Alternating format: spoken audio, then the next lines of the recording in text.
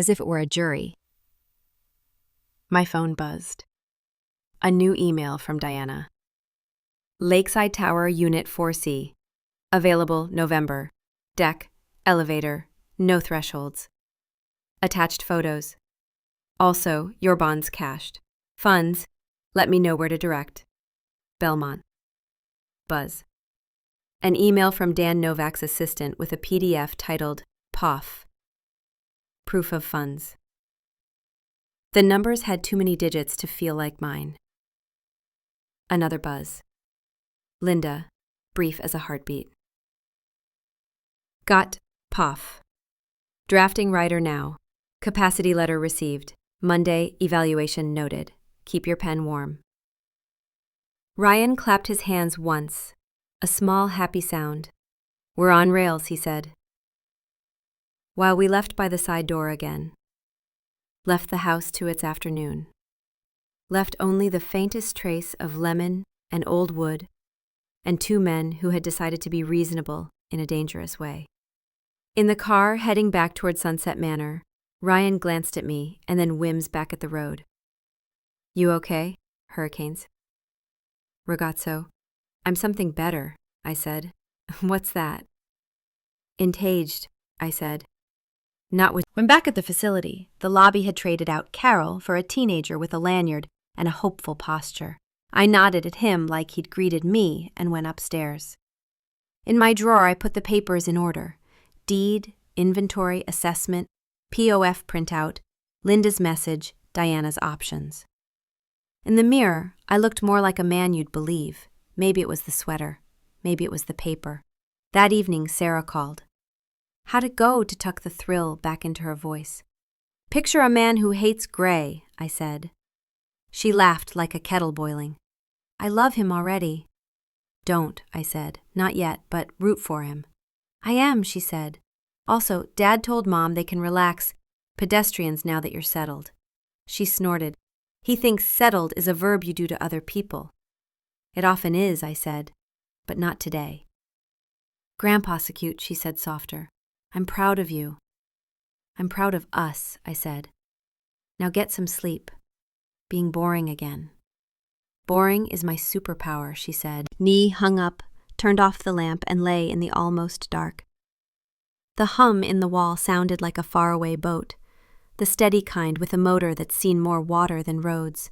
Somewhere a cart squeaked and then didn't. The bed felt less like somebody else's idea. I thought of the house, of the corner where the guest house would go, of the porch where I'd sit and gulls and forget things on purpose.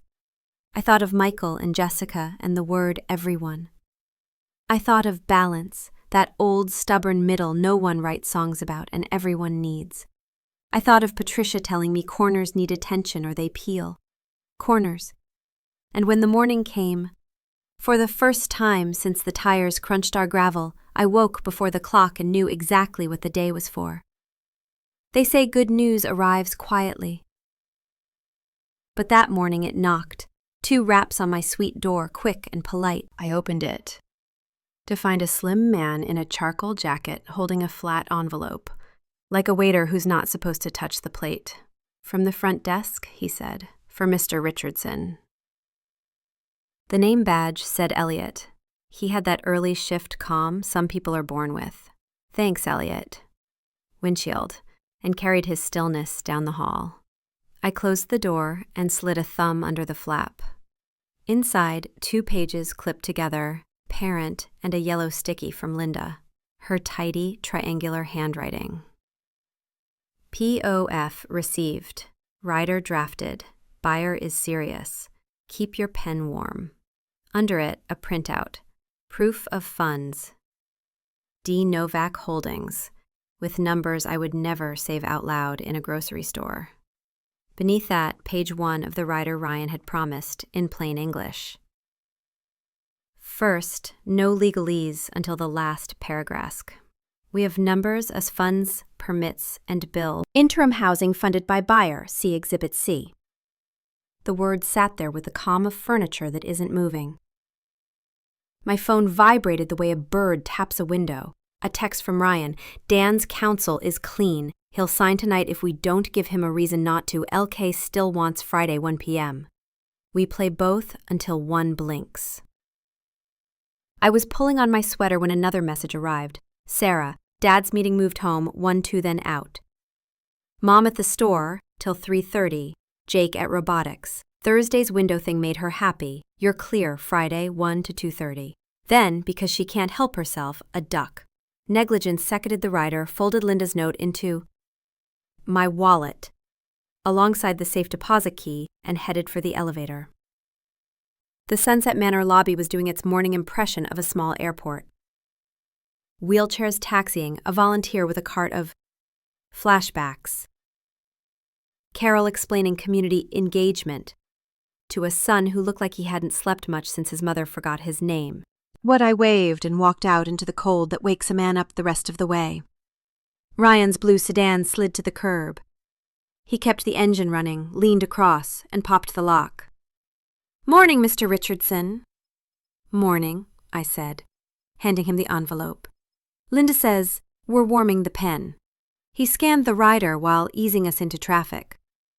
"She's good," he murmured, then nodded once to himself. "We anchor with Dan. We keep LK on the line until Dan lands. If Dan stumbles, LK pays to be second." "You ever juggle with real oranges?" Kaz I asked.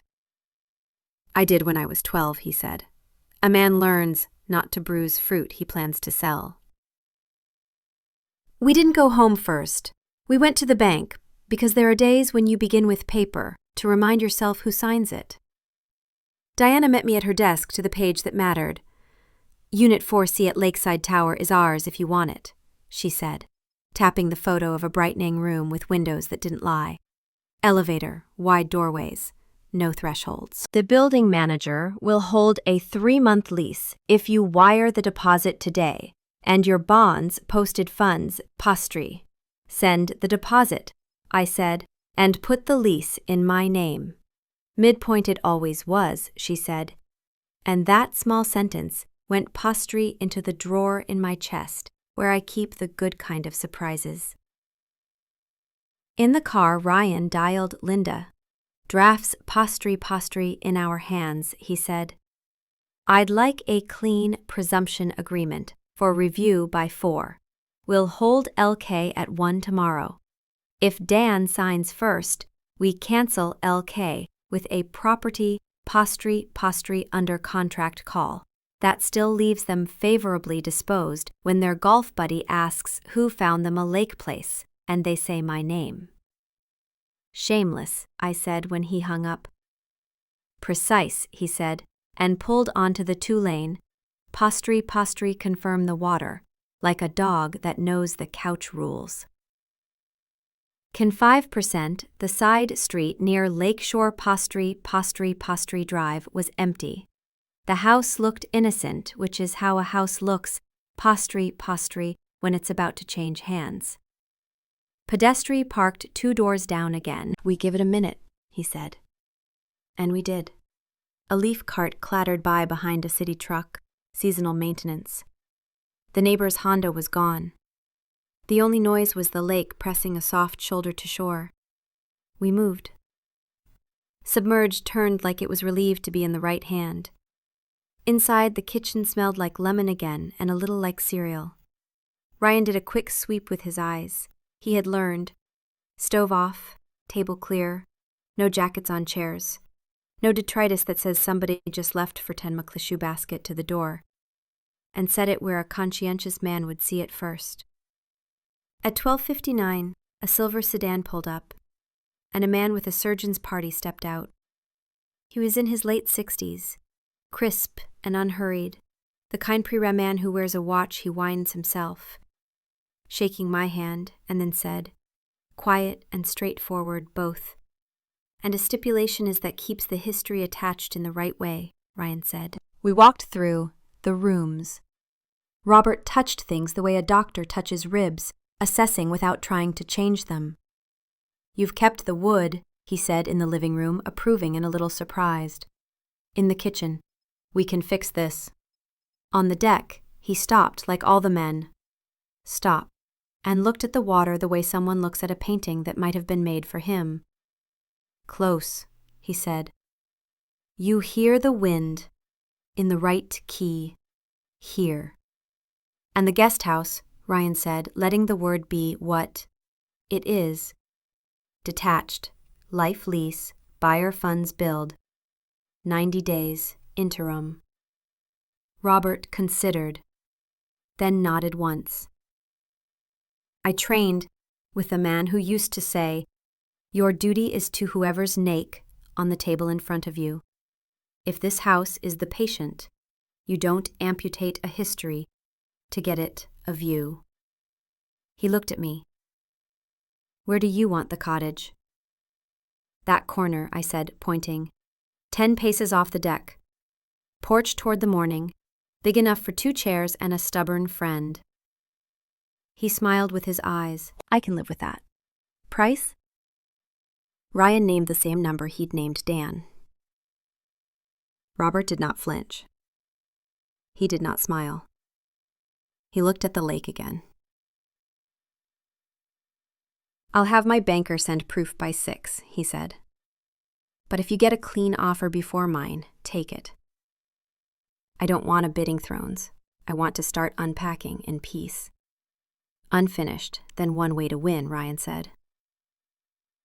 "And only one to sleep," Robert replied. He put his on, shook my hand again. His dismissed grip was warm and dry. A man who's held hands in worse rooms. "You have someone who cares about you," he said, glancing at the photo of Patricia returning the sunlight on the mantel. "Make sure the clause protects them, not just you." "Flooring too," I said. He left quietly. A quaint he'd never been. Ryan watched the silver sedan pull away. "He's a yes if Dan somehow turns stupid," he said. "But Dan won't."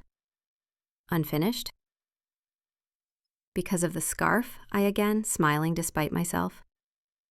"Because he hates gray," Ryan said, grinning. "And because his pause sings louder." Knee locked up and drifted away like we'd only come to borrow the light. Back at Sunset Manor, my phone showed 3 new messages stacked like pancakes. First from Linda. "Agreement attached. Review P4 ADU spec. P7 interim housing. P11 occupancy for current treadmill occupants. 30 days. No surprises." From Diana. "Lease approved. Keys available Monday. Unit 4C will be cleaned on Saturday." I left a basket in the fridge because that's who I am. Third, from Carol. "Welcome social this Saturday at 4. Bring you favorite story." I stared at the last one the way you look at a polite invitation to a place you plan to leave. Before I could answer any, the sweet phone rang. The love landline Sunset Manor installed to make children feel reassured. "Mr. Richardson?" Hearful. "Your daughter-in-law dropped off some extra toiletries and a calendar of family birthdays for you. And Michael left a note." "Thanks," I said. "Could you put them flushing in my drawer?" "I will," she said. "See you at 4 on Saturday." "I wouldn't miss it," I said, and set the phone down like quote. It might judge my tone. At 3, Ryan texted, "Dance council, Cupe. Marked up nothing. He wants to sign at 7 tonight. Linda can notarize, you good to make a little evening field trip." I was about to answer when another sound cut across my plans. The muffled trill of my cell, Sarah's ringtone.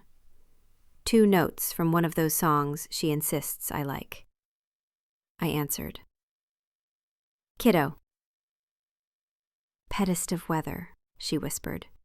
"Dad just found you." A business card on the hall table. Marshall and Associates. He asked Mom if she had called them. She said no. He's alert. Sound a man, Cupe. A man. He is both unsurprised and annoyed. Did he flip the house upside down? He asked Jake if the window guys had left anything. Jake said a squeegee, which is not true, just funny. Dad then called prejudice. I see a missed call, I said. He'll ask you about paperwork, she continued. Say you got a tired from the city about property taxes, and you swung by to ask a question. Keep it dull. Dull is my native tongue, I said. How's your volume? I'm good. Mom is in fix-it mode. She's printing a new calendar. The calendar won't matter after tonight, I said. When we hung up, I called Michael back. Hey, I said, putting equal parts warmth and gravel into my voice. I see I missed you. Dad, he said briskly, did you Spilla and Marshall and Associates? Frightened Donna left a card. I did, I said. Tax office sent one of those notices. You know, the ones that look like a wolver till they're not. I wanted to check if my escrow handled the bump. You could have called me, he said. I could have, I said, and let the silence after be the part where a man remembers he has a father. A beat. Everything okay? To make it casual, it landed somewhere near interrogative. Everything's fine, I said. I'm going to the welcome social Saturday. I hear there'll be stories. Why? Great, he said, relieved by a thing he could understand. We'll be there at 4:30 with Nana and Pop. They want to see where you landed. Wonderful, I said, picturing the beige carpet as it hears their shoes. We hung up, and I sent Ryan a thumbs up and a clock emoji for 7. He replied with a pin. Linda, 7 p.m. row, bring your ID. Bring your pen. At 6:50, the blue sedan found me again, at the side door. Ryan was in the same charcoal tie, loosened, the uniform of one who gets deals signed after dinner. The title office glowed like a fish tank at dusk. Linda met us with that brisk smile and a notary stamp in her left hand. You ready to make my evening? I've been ready since 1989, I said, just didn't know it. We sat in the small conference room that had witnessed divorces and births, spelled out in trust language, and the purchase of dreams that keep their promises.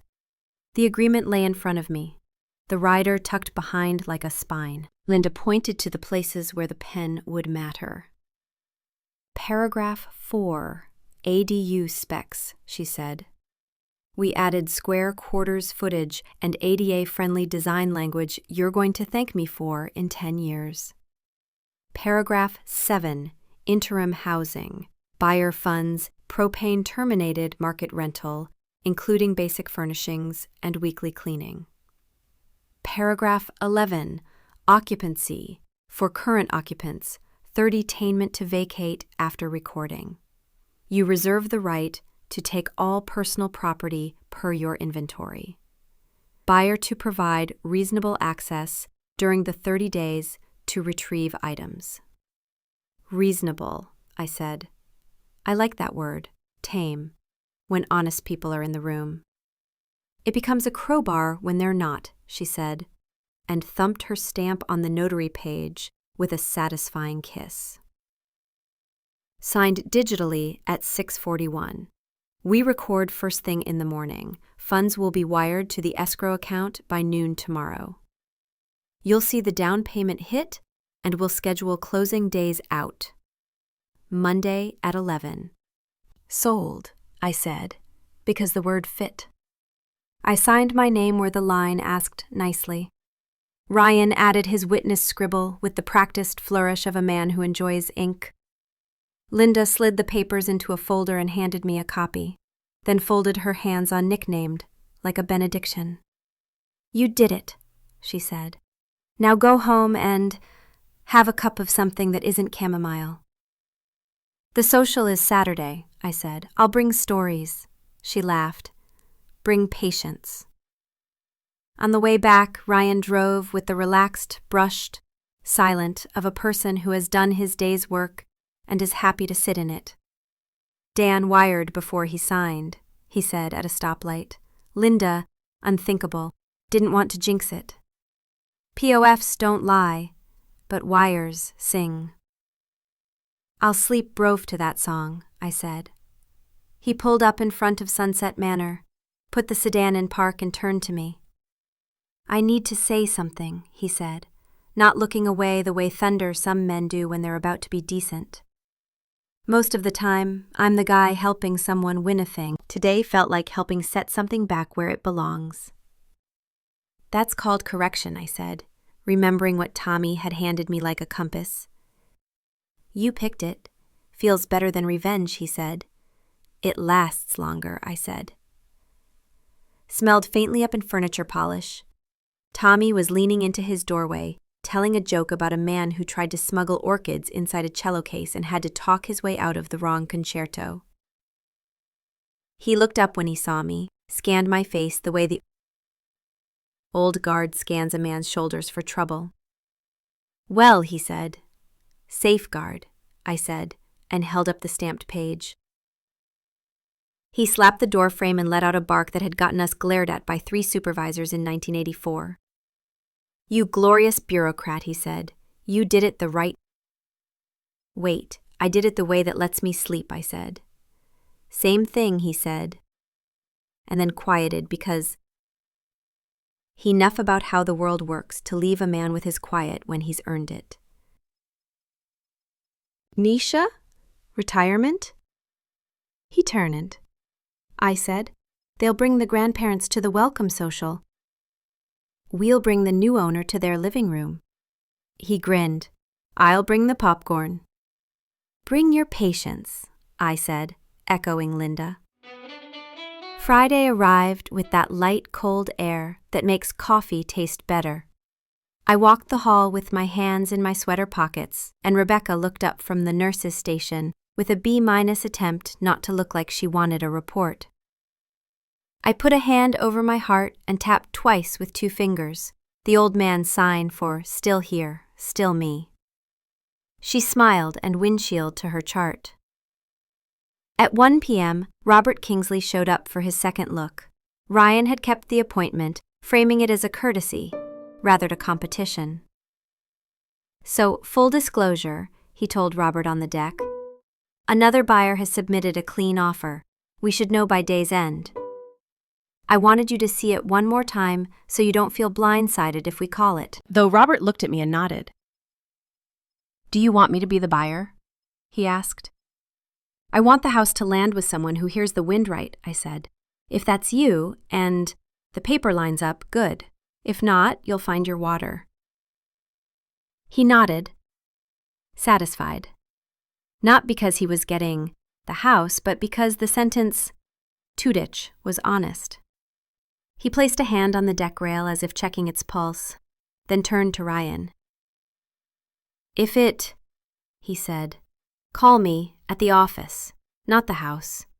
My wife will tarn us into a condo if she hears the word view again.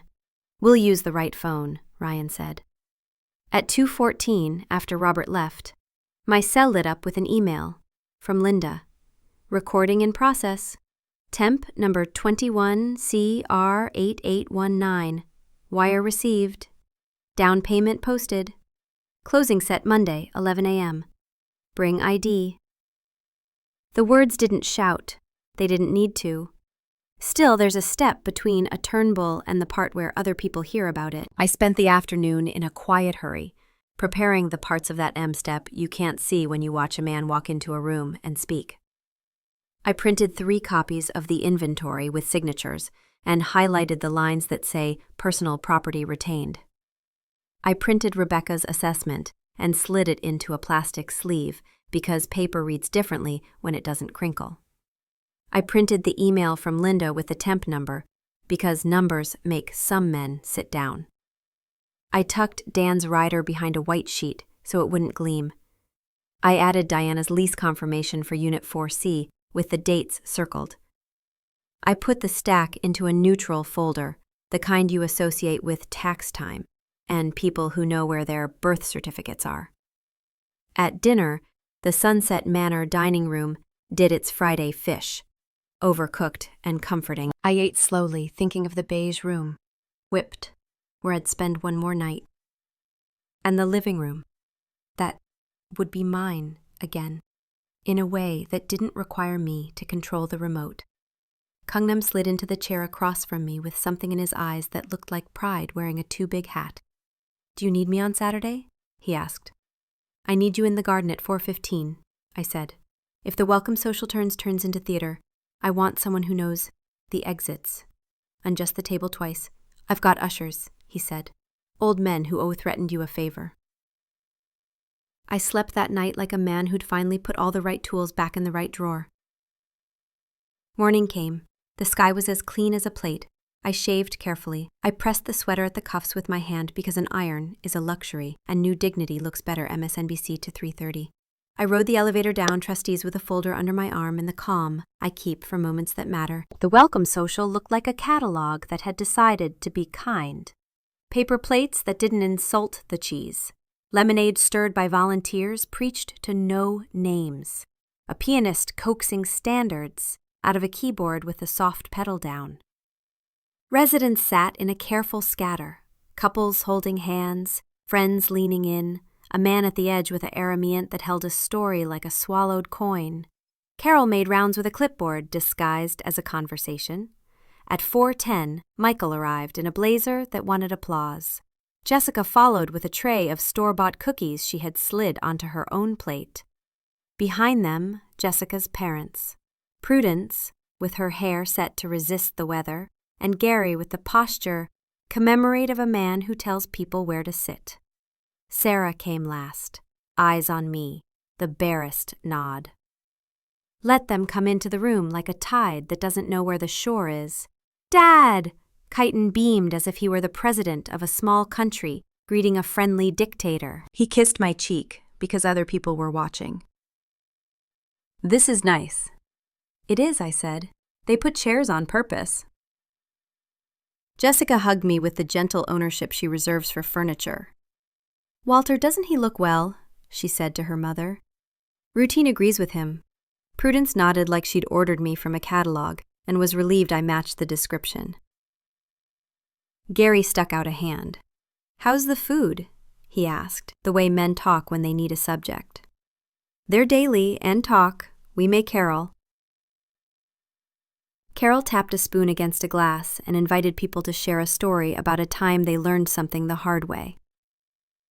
Tommy stood at the back, the way men do when they know they might be enlisted. Ryan slipped in at 4:20 in a sport coat this time, eyes scanning, then settling. He tapped his watch where I could see. 4:30. I nodded. Flashlight, the automatic doors opened, and a man in a navy jacket, Shirley, stepped in. Dan. He looked less like money here and more like a person, which is my favorite trick, Hawaii. He caught my eye and did not smile. He nodded, brief and adult. Crimson, him, half a step, Linda, which is how you know someone plans to say a sentence with dates in it, if he needs to. I set my cup down. "Michael," I said softly, as if I were about to ask unbiased for a napkin. "Can I borrow you and Jessica for 5 minutes? I'd like you to meet a neighbor." Startled at the idea that a thing might be scheduled by someone else. "Now," I said, "so we don't interrupt undermines the man in the cello." He laughed. "Sure," he said, misreading the scene, the way men do when they decide what a room is and refuse to see its furniture. We moved to the edge of the lobby by the ficus that never decides whether it's real. "Michael, Jessica, this is Dan Novak," I said. Dan said, polite and Midwestern and in possession of something Michael didn't know he wanted. "Niebler," Michael said, eyes going to the jacket, the shoes, the way money relaxes. "Are visiting someone?" "In a fashion," Dan said. He looked at me, a question in his eyebrows. "You or me?" "Let me," I said, and felt the knot in my chest untie itself the way a good hand undoes a bad rope. "Michael, Jessica, I wanted to tell you this Tara, because I didn't want to ruin your kitchen table with a scene. I held the folder to my chest for a beat, then opened it like a book. I sold the house. The sentence lay there without embroidery. It looked good in the light. Michael blinked twice, then found the training of his face. "I'm sorry," he said, a reflex, wearing a tie. "When?" "Regulate the house," I said, and handed him Linda's email with the temporary number on top. The deed was recorded this afternoon. Funds wired. Closing Monday at 11. Jessica's mouth opened on a syllable and stayed there. Her eyes flicked to the paper, then to my face, then to the front doors, as if help might be arriving in a better outfit. You can't," she started. Reached for the line she'd reached with masturbating, in a mirroring, and "Cognitively sound," I said, sliding Rebecca's assessment into her hand without looking away from my son. "Independent in activities of daily living. Oriented ×3. See signature, see date." Michael swallowed. Jim Herbosh as if she'd betrayed him personally by being a professional. You can't just... "I can," I said gently. "Owner of record, me. No liens, no guardianship, no durable power of attorney executed on my behalf, despite your attempt to deliver me a binder with a blue tie." I lifted another page, skimmed it. 30 days for current occupants to vacate. Personal property retained by seller per inventory. I handed him the signed list with his and Jessica's names in black marker. "Your signatures are good." We stared at them like they were two snakes. "Henry," Jessica said, voice high and thin, like lest sing line being pulled too tight. "Where are we supposed to go?" "You have salaries," I said, "and parents with proceeds from a condo, and 30 days. Prudence Cian appeared, drawn by the thing she cannot relax, an audience. "What is this?" she demanded. "We came to welcome you, and what are you doing?" "Letting you plan," I said, "for yourselves." Michael Cian found a seat inside his anger. He sat down on it. "Dad," he said in that low, coached voice he uses when he wants the judge to believe he tried. "You didn't even talk to us. My house on a Wednesday with 6 suitcases and scheduled a transition for Saturday morning," I said. "You talked to me. I listened, then I made a plan." "Who bought it?" Jessica demanded, looking around as if the unthinkable might be hiding under a plant. "Dan," I said and gestured. "Meet your new neighbor. He likes the view, he hates gray." Dan shook Michael's hand the way decent men shake when the table is tilted. "Mr. Richardson," he said, "we'll be reasonable. You to Tallman won't change a thing while you pack." 30 days? Michael repeated, as if numbers might change if you say them disappointed enough. Linda stepped a little forward, not officious, just firm. "Closing Monday, at 11, she said, voice even. "You're welcome, presumed. If you'd like to ask questions about the process, but the process is underway." Gary cleared his throat like gravel rolling down a hill. "This is outrageous," he announced to the ficus. "We are family." "Exactly," I said. "You can be family in an apartment on Birch Street or Pine or wherever landlords let you be loud on Sundays. My house is sold. I've secured a lease at Lakeside Tower for 90 days while my guest house is built. After that, you can drop off cookies, dorm, at the new porch, if you'd like. Or not." "You planned this," Jessica said, accusation folded into awe. "Nia did," I said, and smiled at the small boy, Michael's face, who wanted things to be fair and would learn that sometimes you have to build the fence yourself. Carefully. Across the room, Carol raised her glass. "To undermined Ginnings," she said into the mic, oblivious to the small wartime by the ficus. "To correction. Tommy murmured, appearing at my elbow. Sarah moved through the space between us like a quick thought and touched my sleeve, fast, gentle, proud. "You did it," she said, eyes bright with the good troll kind of wet. "We did," I corrected. "Now go make reclaimed sure your mother doesn't say something she'll regret on a carpet she doesn't own." She almost laughed, then clamped it down. Michael took a breath, exhaled through his nose, and found his way to the stormed, a man says when he wants to salvage his dignity before an audience. "We'll discuss logistics," he said roughly, and that was good enough. "Monday at 11, I said, holding his eyes so he understood. "Ness, come by the title office. We'll walk you through what paper does." He nodded once, a small part of him grateful for the homework. Jessica took Prudence's arm and guided her toward the lemonade with the desperate competence of someone straightening napkins after a storm. Gary muttered something about lawyers to anyone who would listen. Tommy patted his pocket for a cigarette he quit 10 years ago and came up empty, then patted my shoulder instead. Dan stood beside me and looked at the piano. "You play?" he asked, apropos of nothing. "Badly," I said. "My wife was the music." "Mine too," he said, and that was enough. The rest of the welcome social went on like most human ceremonies do when big news arrives mid-sandwich. People told small stories about large truths.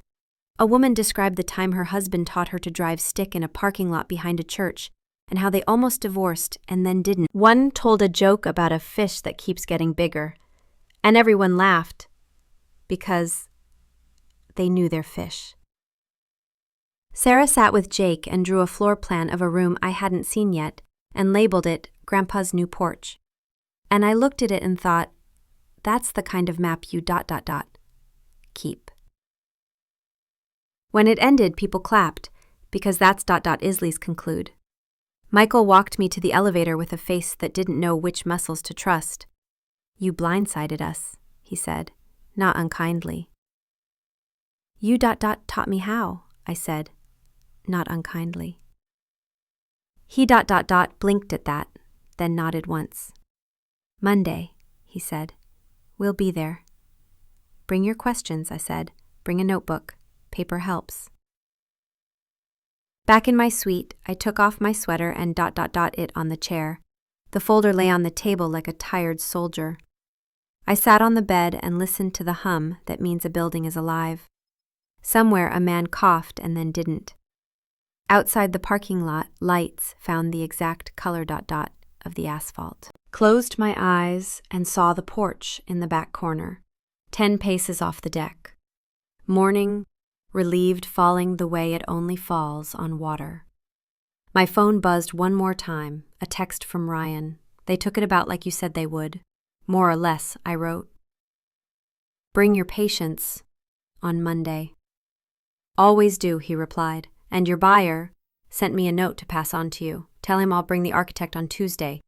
He can pick the view from the porch." I put the phone face down and laughed quietly, the kind of laugh that arrives after a long arithmetic problem resolves into an integer. Then I lay back, laced my fingers behind my head, and stared at the ceiling until sleep came and brought Patricia to stand in the doorway and say, "The corners look good, Henry. You didn't forget them." A clock I could feel in my ribs, 9 o'clock with Dr. Martinez, 11 o'clock at Linda's for the closing. Sometime after that, the moment when the word temporary slides off my life like an old label. They woke before the first band of light touched the parking lot and lay a minute listening to the building breathe. At 8:30 I buttoned my clean shirt, slipped the folder into my recce jacket, and rode the elevator down with a quiet I'd earned. Dr. Martinez's clinic sat on the edge of town in a low building that looked like it had decided to be useful instead of pretty. The waiting room had the right number of chairs for a Monday, enough to feel alive, not enough to feel lost. A television murmured news that existed to be ignored. When the nurse called my name, I stood without making a great scene of it and followed her to an exam room that smelled faintly of alcohol wipes and something citrus they wished patients thought meant clean. Dr. Martinez entered with a file and the posture of a man who has learned his tone matters. Mid-40s, tie loosened, eyes clear. "Mr. Richardson," he said, shaking my hand. "I read Rebecca's great assessment. You scored like a man I'd like to have on a trivia night team." "Only if the categories are mechanical pencils and postal regulations," I said. He smiled, sat, and went through it steadily. Orientation, recall, a little math they liked on you as if the brain cares about apples left in the basket. I answered without showing off and without letting a single number slip. He asked about my medications, and I pulled the bottle out of my pocket like a magician who refuses to pull scarves. He asked if anyone had pressured me to move. I said people had opinions and calendars. I had decisions and a pen. Halfway through, the nurse knocked and slipped in a note. Dr. Martinez read it without changing his face. "Your son called," he said mildly, setting the note on the counter as if it were an unimportant receipt. "He asked that we conduct a deeper cognitive evaluation." He used the word concern 3 times. "Of course he did," I said. "He's concerned about my autonomy." Dr. Martinez's laugh was quick and kind. He turned his chair toward me. "Mr. Richardson, I'm going to be blunt. You can reason. You understand consequences. If someone files nonsense paperwork to say otherwise, this evaluation will push back. Nor nonsense paperwork has a way of finding a fax machine," I said. "Camouflage we won't use. Flaming a fax," he replied. He printed a Q-page letter with a header that dignified me, signed it with a pen that didn't stutter, and handed me a copy. "Capacity affirmed," he said. "No cognitive impairment, phased, observed. Patient is competent to make legal decisions." He paused. "Would you like me to send a copy to your bank and the title office?" "That would make Monday my favorite day," I said. Windshield by 10:05, I was back in Ryan's blue sedan, with the letter in my folder and a calm in my throat. "How's our weather?" I asked. "Crimson," he said. Dan wired. "Linda undermined has the packet. If anyone throws hail, we have umbrellas." We rolled past the bakery, the water tower, a man walking his dog and linebacking at nothing in particular, which is what happiness looks like when you don't want to scare it. At Cemented Terrace at 10:50, and we went in the side door, belong there. Linda met us with a stack of paper and a stamp in her left hand, like a sheriff in a nicer dress. "Morning, gentlemen," she said. "We're on the docket. Dan is already here. He's early because he's Midwestern." The wire settled. Dr. Martinez sent the capacity letter. She tapped the folder. I made 3 copies. Dan stood when we entered the small conference room, shook my hand with the friendliness of a man who knows today is not about him and is mature enough to enjoy that. "Ready to put ink where your life is?" he asked, eyes smiling. I said. We sat. The paperwork had thickness to it, but not the kind that makes a person tired. Celinda ran through each page with the grace of a flight attendant who's also an engineer. "This is the purchase agreement. Rider with the ADU square footage, ADA-friendly layout, porch orientation as per HEM, Exhibit A. Redhead a page across, Ryan's line drawing of a small house with sense. Interim housing at Lakeside Tower Unit 4C funded by buyer. 30-day vacancy for current occupants, access for seller to retrieve personal property per the signed inventory." She tapped the inventory I'd had the good sense to get signed while the packing tape still squealed. "These signatures," she said, and glanced at me with approval, "are a gift." We signed in the voluntary that count. Linda notarized with a kiss of the stamp that said the state was paying attention. Dan slid his pen into his jacket pocket, like the tool it was, not a souvenir. "Congratulations," he said to me. "You're about to have a porch with a view you picked." "Thank you," I said, "and thank you for hating gray." Transitional. "It's my best quality," he said. Michael and Jessica ever works while Linda was making copies. They were out of breath from walking fast and from life moving without asking.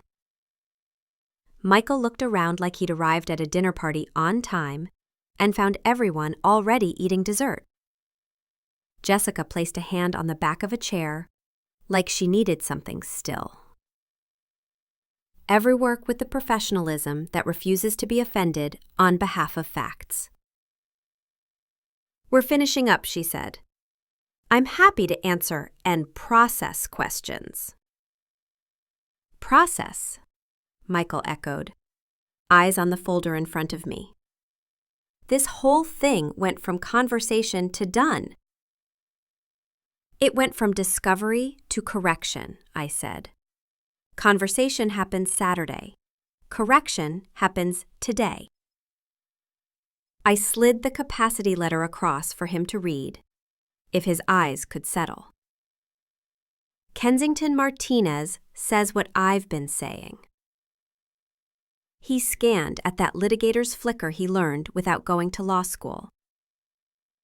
Jessica read over his shoulder, lips moving. "Incompetent," she said, like someone tasting a food she's been told is healthy. "You made sure of this," she said. "You made sure of this." "I made sure of this," I said. "You scheduled my Kentlick evaluation. I showed up. That's how these things work." Michael's jaw worked around something like respect and then spat it out to keep his anger company. "What about our things?" he asked. Because logistics is where Killick men go when feeling is treacherous. "Your things are yours," I said. "Mine are mine." I tapped the inventory. "This says where the line runs. I'm not pulling up your rug from under your feet. I'm pulling my rug out from under your story." Dan extended his hand the way you do when you choose dignity. "Mr. Richardson," he said to Michael, "I'll be a decent neighbor. For 30 days. No contractors, no trucks. I won't change a single screw. You get your family where they need to be. If you need a reference for a rental, I have one on Birch Street that won't try to sell you granite you can't afford." Michael shook his hand, because men shake hands when other men behave. "Thank you," he said, and meant it enough. "Closing is complete," Linda said, and slid 2 sets of papers into 2 neat folders. "Henry, this is yours. Dan, this is yours. Michael, I printed a courtesy copy of the inventory and the 30-day notice, so you can tape it on the inside of a cabinet you open often. And remember, the calendar is real." Interceptions took the notice like it was too hot. 30 days, she said again, as if repetition might turn excludes it into a different number. 30, Linda said, deadpan. But the ragacy counts from recording, which is Friday. I wrote the date on the top. Cur people you want in your corner, because the world needs to know what day it is, even when it doesn't want Theodore. Dan turned to me. My architect is meeting us at the house tomorrow at 10, he said. I'd like you to be there if you can, moving my suitcase to 4C this afternoon. I'll be close enough to hear the wind. On the way out, Michael caught my sleeve and held it the way a boy holds a father's attention when he doesn't want to cry in public. Dad, he said, voice low, it feels like you did this to me. You put yourself in the center of a story about me, I said, not unkindly. You thought the house was yours because I made it look easy to live in. It wasn't. Your mother and I made it look easy for 40 years. That's the difference between stewardship and inheritance. He let go. Something in his face sagged, and then found a different kind of strength. I make it at work. I believe you, I said. You're capable. It's why I raised you. We stepped into the November light, which had decided to be honest. Why? Ryan clapped my shoulder once, small, exactly right. Move in, he said. Move in, I said. Lakeside Tower's membranes met me with a smile that came with keys. Unit 4C surprised me with how quickly a person can start to belong. The front door opened to a small entry that had not been decorated to death. The living room had a wide window and a narrow balcony that looked across at the lake with enough distance to make the view earned. The kitchen was competent. The carpet didn't make promises. Diana had kept her word. There was a basket in the fridge the size of a welcome you trust. Milk, good butter, eggs, a loaf of bread with a heel that would toast well, 2 apples and a small jar of honey. On the counter, a post-it. Enjoy -D. March set my suitcase in the bedroom and stood for a minute, letting the room memorize Nick-a-ride Sarah. You want to come see where an old man lives when he's stubborn? I asked. Rainbow. In the parking lot, she said. Kay arrived with a bag of groceries that did not belong to a college student.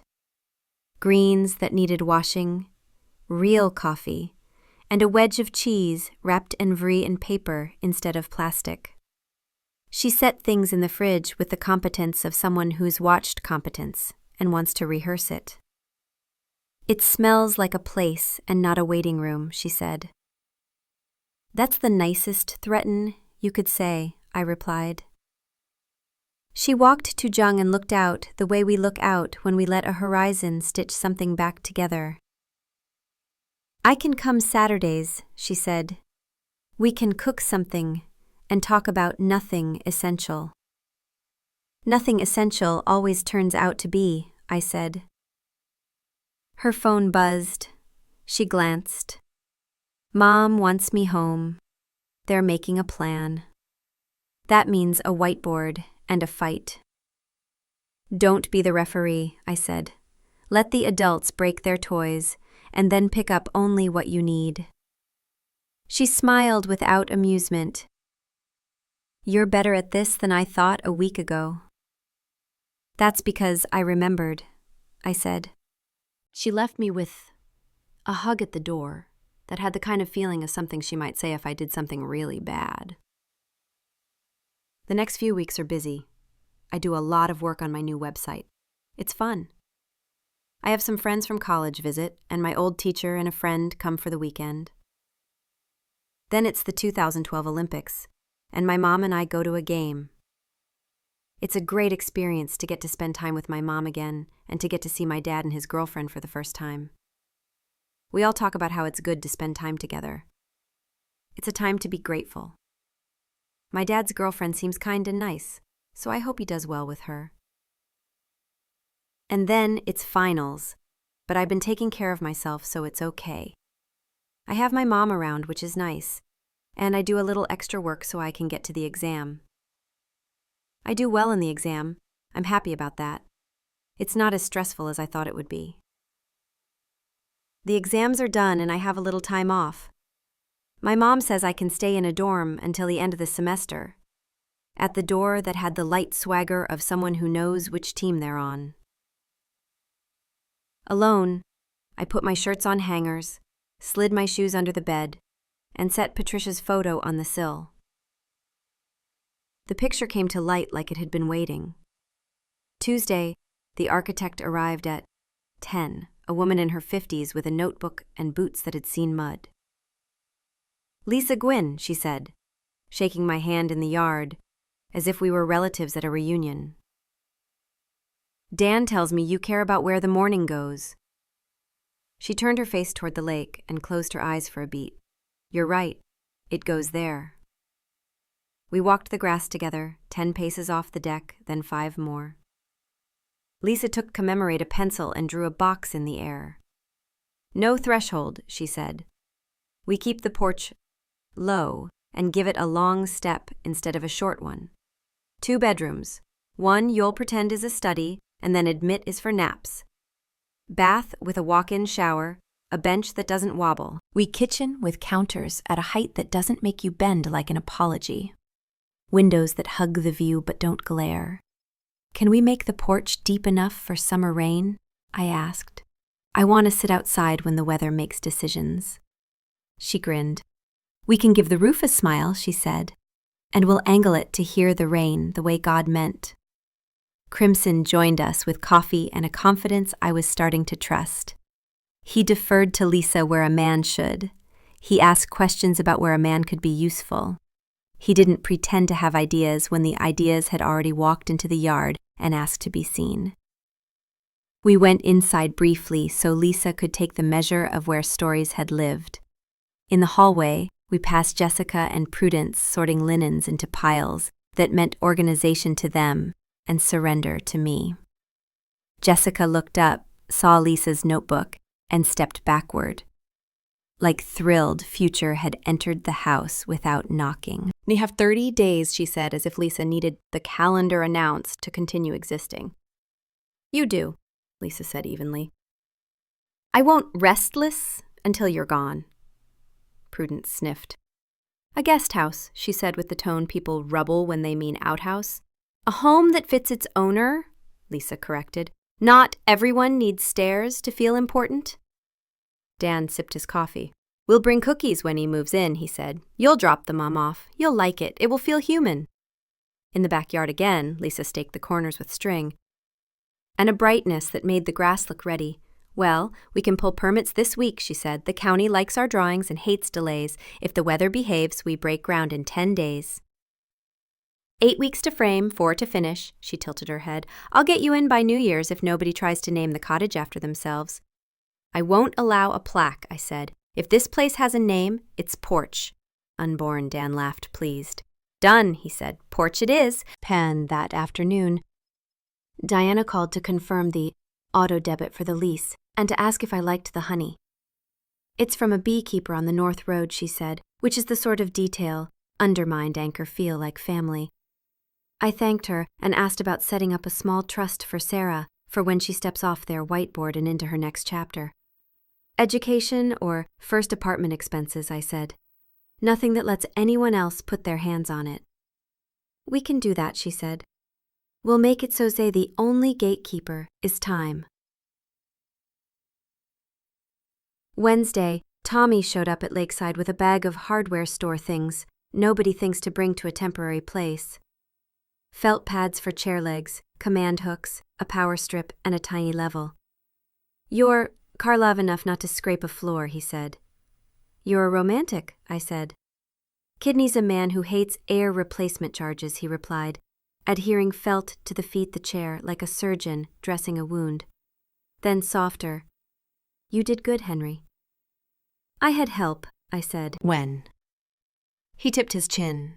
Some of it was me, most of it was you remembering how to move in straight lines. On Thursday, a not-at-all small thing acknowledged that I almost missed because the day had the color of chores. Sarah called in the evening and said, I signed up for an internship at the title office. What? I sat straighter without meaning to. Linda posted a flyer at the college. They need someone to scan and organize property cards, and she said she likes how I write dates on forms. A breath. I told Mom I wanted to pad my resume. She thinks it's for law school. It's not. What is it for? I asked. For learning where the lines are, she said. I want to know how paper decides who gets to live where. I didn't say I was proud. I said, you'll see how boring wins. She laughed because started to hold a rhythm that didn't depend on anyone else's calendar. Mornings at Lakeside. I made coffee, buttered toast, sat with Patricia's picture, and let the lake tell me, mitigate, what time it was. Midday, I walked. The air had a bite to it that meant winter was coming. People nodded in the way of neighbors who respect your privacy and will still bring you a casserole when the power goes out. Evenings, I watched a show with a plot you could see coming and didn't mind. I slept the kind of sleep that doesn't argue with itself. Down after the closing, something broke and something not to recalculate or to pivot, but to ask for a favor. Voice flat with a fatigue at HTM of people who have been in kitchens with boxes and grandparents who think they are throwing history away, one plate at a time. Do you want the red scarf? It was on the floor. I don't know. I think Prudence tried to tidy. I pictured her bending to pick it up and not knowing how to hold it. Keep it on the hook, I said. I like that it watches the house leave and come back. She didn't argue. Okay, she said quietly. Okay. Later that same day, Dan texted a photo. The yard. Pulled up in neat squares, sods stacked like music staves, a small orange excavator graving. Tomorrow, he wrote, we break ground. I stood undermined, my small balcony in Unit 4C, with my hands in my pockets, and watched the water wring itself and relax. My phone buzzed again, Michael this time. I hesitated and then answered. Dad, he said without armor. We signed a lease, Birchgem Herbay Street. It's smaller than she wanted and nicer than I deserve. We can afford it. Good, I said, surprised by the way my chest loosened. How are the kids? He said, almost laughing. He wired the router without cursing once. Sarah, she's fine. Precipitation, I said. I figured. He cleared his throat. Look, I'm angry. I'm embarrassed. I think you know that. But I also can't pretend. I didn't make this happen by the way I did things. I thought I was protecting you. And what I was protecting was the story I'd written in my head for after you were gone. He let the sentence sit between us without asking me to clean it. I leaned on the rail and stared at a gull who had decided to ride the air instead of working. It's a decent story, I said. It just didn't include, tightened, me. Silence. Then, will you let me help with the guest house? He asked. A question from a boy in a man's suit. Yes, I said. Carry lumber, hold a board, stand in the yard and say the porch looks like it remembers us. I smiled into the wind. You can help with that. We hung up before we ruined it with an apology. Friday came with the sound of a machine I like, an engine that knows exactly what its job is. I walked to the edge of Dan's yard and watched Lisa and her crew chalk lines, check levels, and dig a hole exactly where a porch would keep a man company. Nee handed me a hard hat, and I put it on, not because I needed it, but because sometimes you enter a process by wearing what it asks you to. Feels like a ceremony, I said. It is, Lisa replied, eyes on her crew. We're putting foundations where memory will sit. You talk like Patricia, I said. Then she was right, she said, and didn't wait for me to explain. In the early afternoon, a city inspector came by with a clipboard and a pen he was proud of. He walked around, measured a thing or two, and nodded. You folks did thermometer, he said. I like when plans look like they want to be built. We laid the corners first. By the following Tuesday, forms were set, rebar laid, and gravel tamped.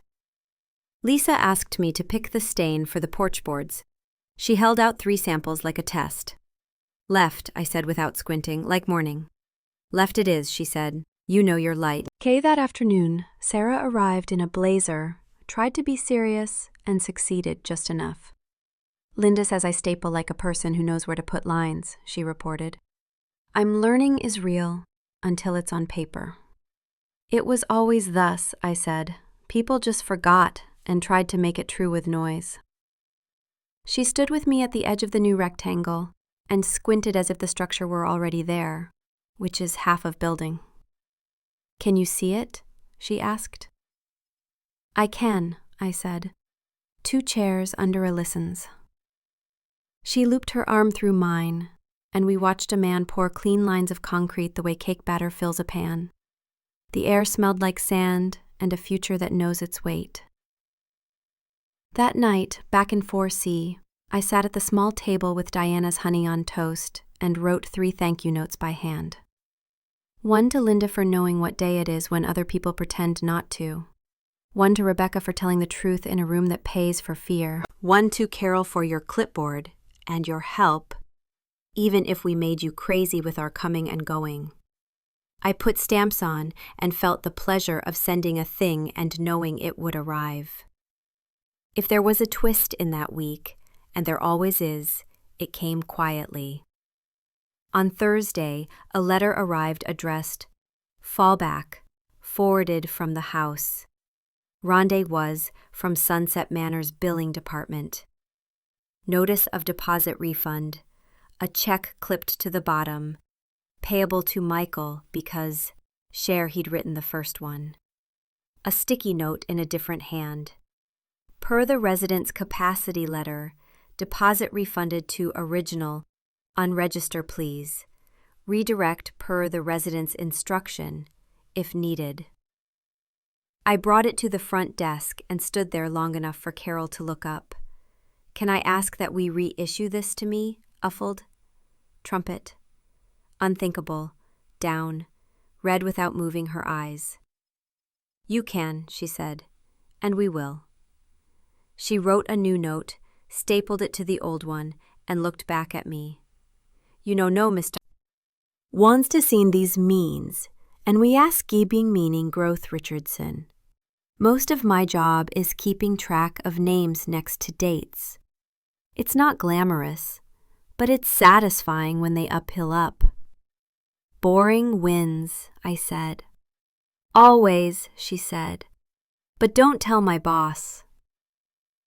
By Saturday, the footings had cured, and the outline looked like anguish. Michael showed up in work boots he hadn't worn in 5 years and stood next to me like we were the kind of people who figure things out with a level and a beer. He picked up a 2x4 and held it steady while Lisa checked the angle. "Looks right," she said. He grinned withouten to.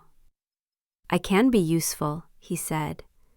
"You always could," I said. We worked a few hours in the kind of silence that includes everything. Jessica came by once with iced tea and set it down without adding comments about angles or color. She watched the yard turn into purpose, and for the first time since Shoulders with 6 suitcases, didn't try to name that purpose, formulate for me. Prudence and Gary stayed away, which felt like a mercy. When the crew broke for the day, Lisa rolled up her plans and looked at me the way a person looks when they like their job and the client didn't ruin it. "We'll frame next week," she said. "You'll see the zeems coming up." "I like bones," I said. "They tell the truth even when you put paint on them." Dan clapped dust off his hands and nodded toward the house. "Want to walk through?"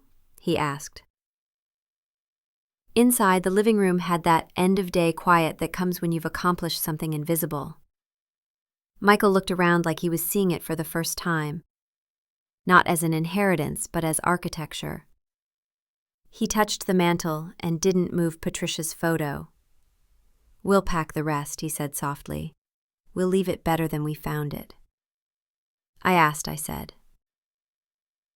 As the light faded in on the deck that was still mine in a way no paper can contradict, Sarah came up the steps with Jake in her wake. He was carrying a small battered box. "What's that?" I asked. Looked sheepish and proud.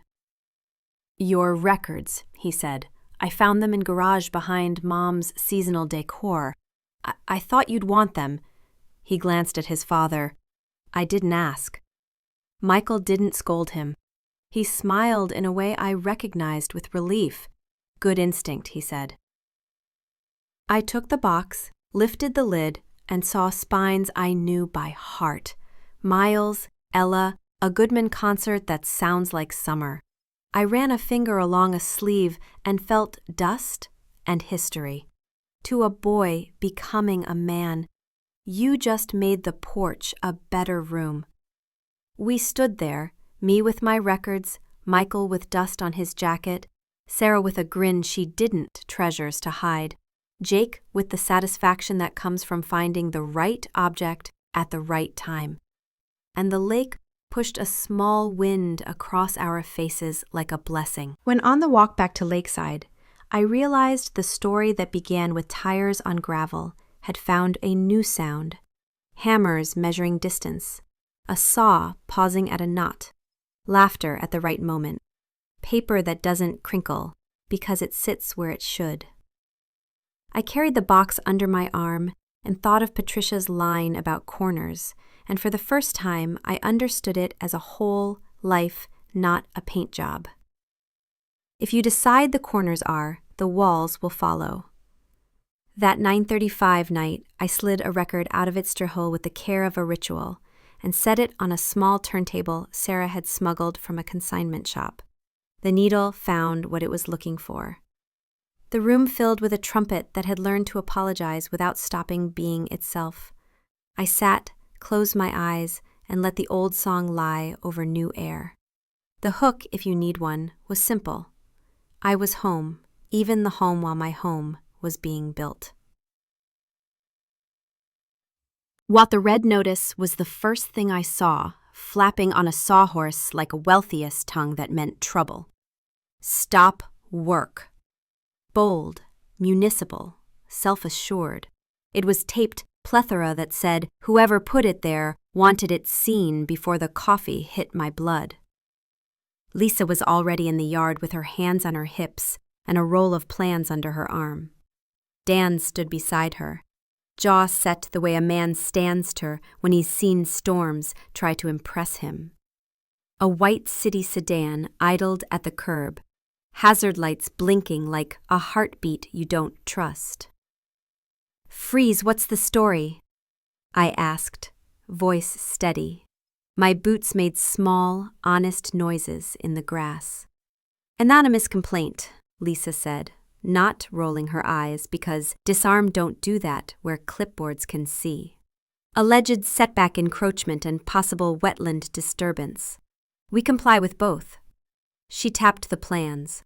"We staked to the inch. The soil here has been disturbed for 50 years. This is lawn, not habitat." "Que inspector, but 20-something, eager to do a good job in a broad one size too big." He held a tablet like a shield. "Mr. Richardson, Miss Gwynn, sir." He nodded at Dan, not sure where to put him. "I had to post a stop order pending review. Policy." "Policy keeps buildings standing," Lisa said evenly. "What we don't like are games."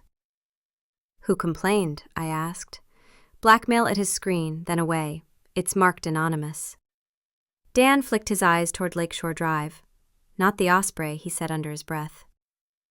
I didn't ask how he knew what I was thinking.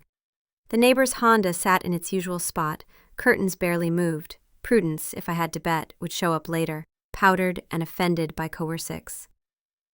Anonymous covers a multitude of familiar faces. "Can we appeal today?" I asked. "Already did," Lisa said. "I called Carol at planning. We have our survey, our staking photos, and the inspector's notes, anonymity. She'll send a senior out by noon. If they've got a map, we've got the ground." The thrilled young inspector shifted, wanting to be liked by the geographical people, and not sure yet who they were. "I'm sorry," he said. "I had to post it." "You did your job," I said. "We'll do ours." While premiership for noon, the yard felt like a theater between acts. The crew stood with their hands in their pockets, boots scuffing dirt they de-backed with pride. The forms sat patiently. The hole for the pier footings was covered with plywood, like a secret you intend to reveal properly. Skidding up the flashlight, in flats not meant for yards, and a lanyard with Linda's office printed on it. Her hair was pulled back like people who file things do when it's time to see where the lines are. She took one look at the stop notice and inhaled. "Before you say anything," I said, "we're good." Lisa's called allergies. In the cavalry. "Flames, I brought cavalry," she said, surprising me. She held up snatch a manila envelope like a secret identity. 2 things. 1. Carol's office received 3 complaints, all from the same anonymous Uvidum email created last night. Linda called a friend, and they pinged the IP. It's coming from a laptop at the public library on Pine Street. "Convenient," Dan said. "Half the trouble in this town has a library card." 2, she continued, lowering her voice. Linda wanted me to hand this to you, not email it. She pulled out a copy of a petition with a judge's stamp so fresh the toner probably still smelled warm.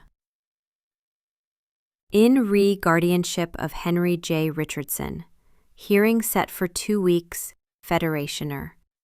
Jessica P. Richardson. Affidavit attached. Prudence and Gary Pollock.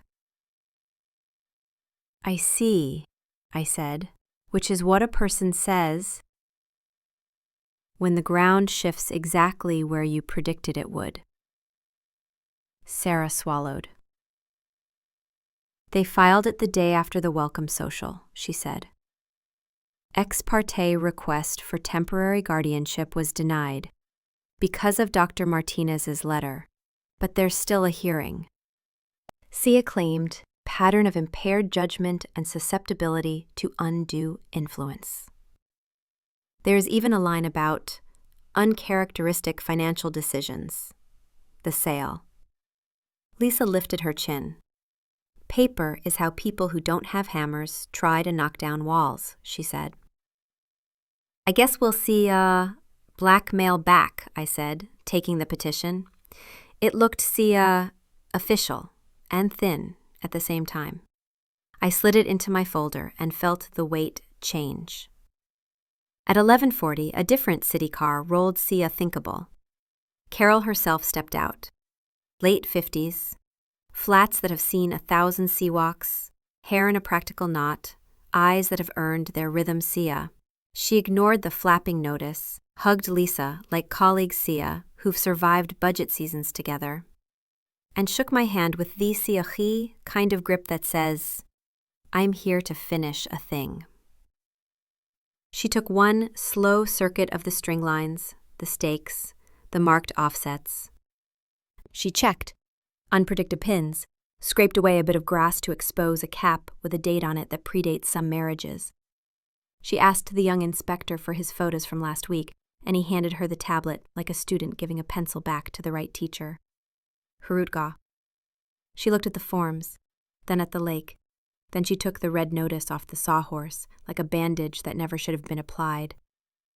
In compliance, she said. Clear enough for the yard. And whoever hid behind their curtains. She wrote it on her pad in block letters and tore off the sheet, handed it to me.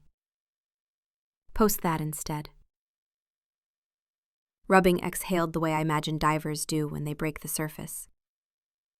The crew pretended not to cheer.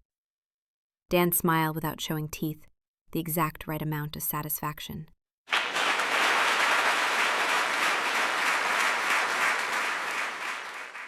Harid got to the young inspector and clapped his shoulder in a way that forgave the morning. Good call bringing it to review. This lot's been yard since Nixon. Folks get creative when they don't like change.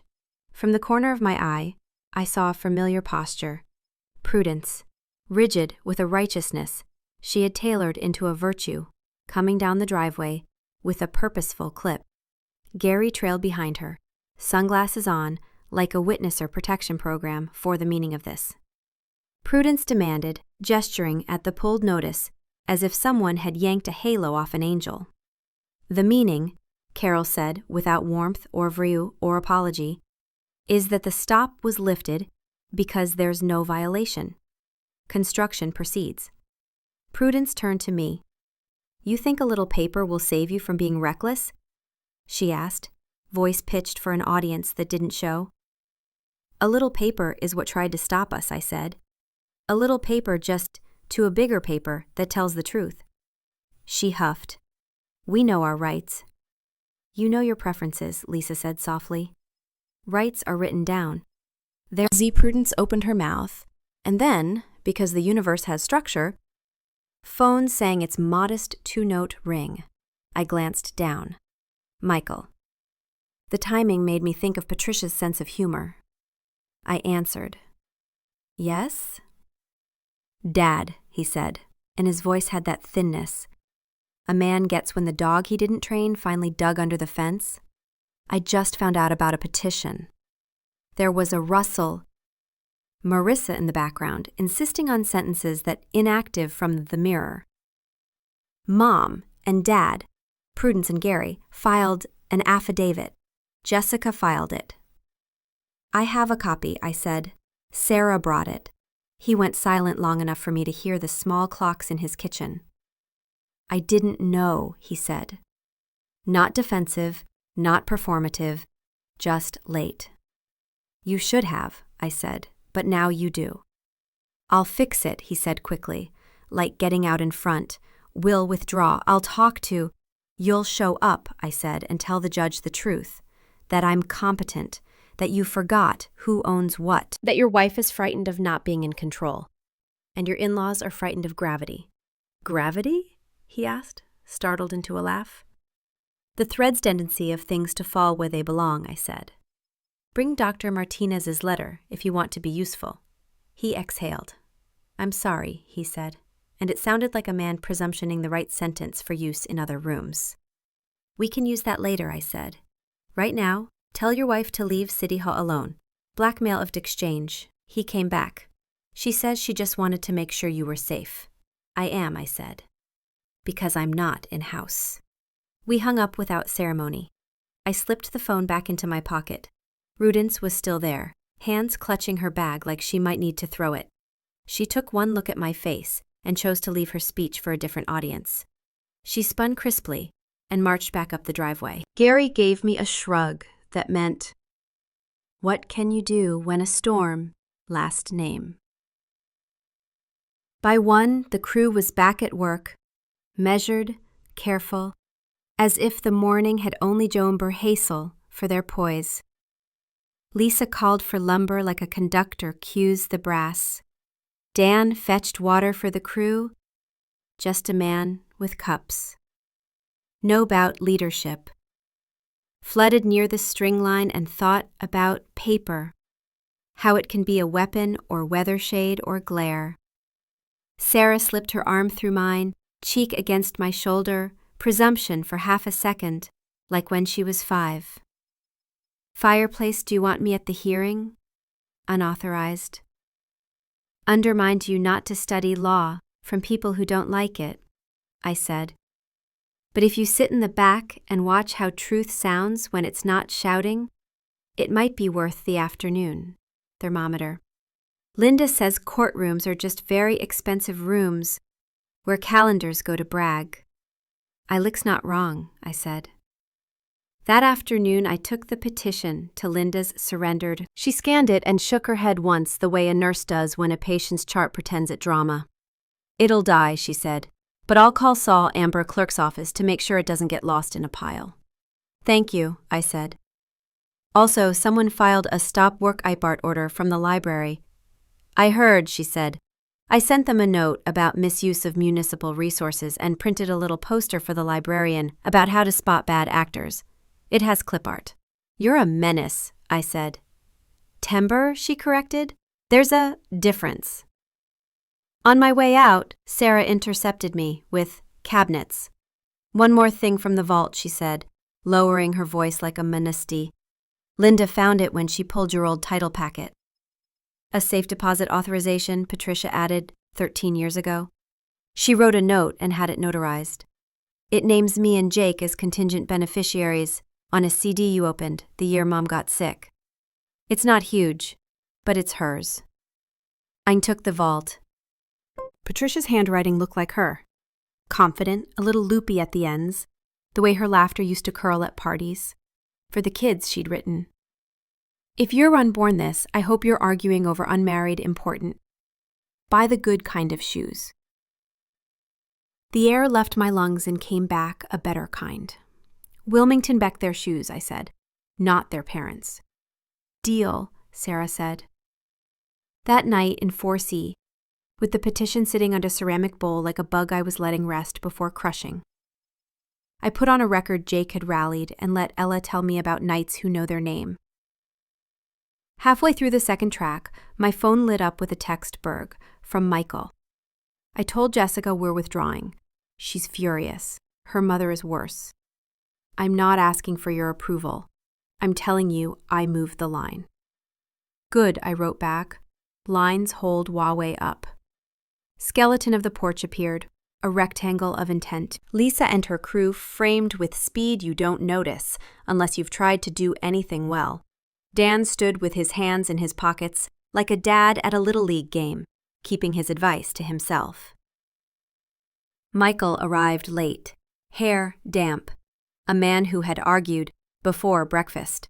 He picked up a hammer and took instructions from a woman who knew exactly why men like to act like they invented nails. "Hold here," Lisa said. "Strike true. Don't look at me. Look at the head."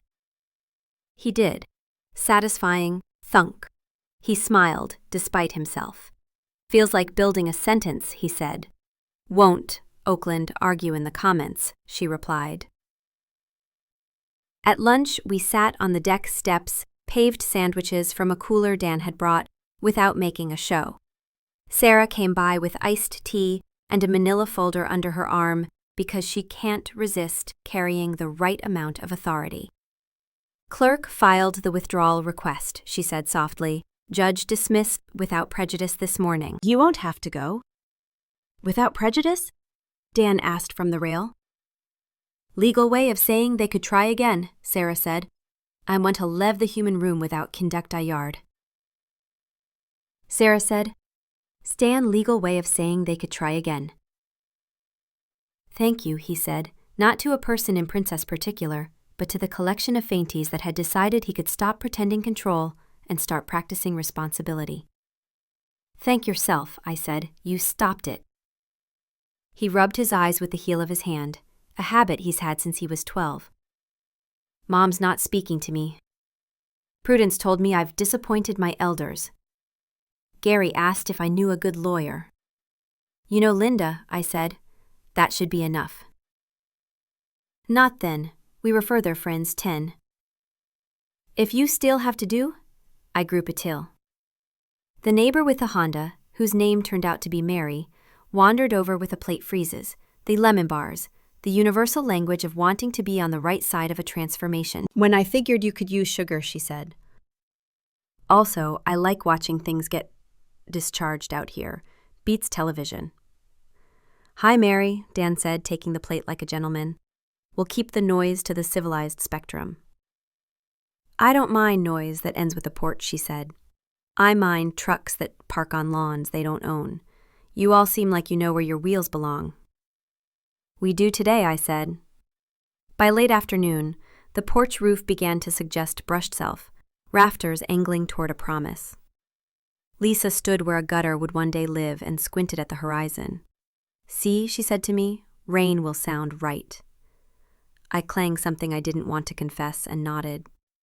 Rain that sounds right can fix a heart without asking it to go back to what it was. Late that day, when the crew had gone and Yard took a breath, Jessica appeared at the cornerments of the house holding 2 cardboard boxes. She looked smaller out here, less televised. "These are yours," she said, setting them down on the "Photos. The ones I didn't relocate." "Thank you," I said. She stayed where she was, hands still on the flaps. Gunfire, like a person who doesn't trust gravity. "Mitochondria Library," she said finally. "Or the petition. Not until after. Mom overreaches. I let her. That's on me."